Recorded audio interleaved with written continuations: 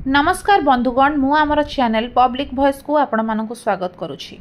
आज जानिबा train driver रही थाए कि अलग लाइसेंस जानतु केमिति मिले लाइसेंस। रास्ता रे गाड़ी चलाइबा पई बाध्यतामूलक होई थाए लाइसेंस, किंतु कोन एई नियम ट्रेन चालकक ऊपर लागू होई थाए कि?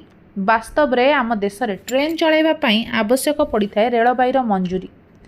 तेबे जे ट्रेन चलाइबे तांकु रेलबाई पक्षरु अनुमति प्रदान करा जाय थाए, किंतु ट्रेन चलाइबा लागि साधारण लाइसेंस परि अनुमति दिया जाय न थाए।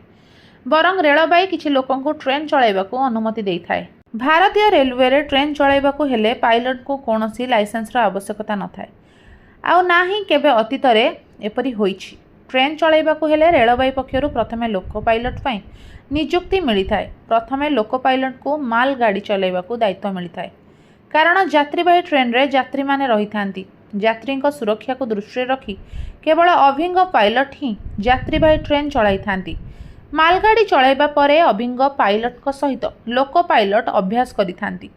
एहा परे ही सेमानंकु यात्रीवाही ट्रेन चलाइबाकु अनुमति मिली थाए। एही पद पई लिखित साक्षात्कार एवं डाक्तरी परीक्षा माध्यम रे मनोनीत होई थांती प्रार्थी। एहापरे सेमानंकु तालीम पाई पठा जाई थाए। तालीम समय रे सेमानंकु प्रथमे ट्रेन इंजिन विषय रे एवं पर ट्रेन चलाइबा विषय रे प्रशिक्षण दिया जाई थाए।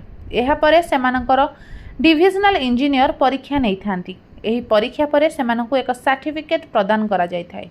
एही सर्टिफिकेट केवल सेमानंक पाई एक लाइसेंस भाबरे काम करि थाए।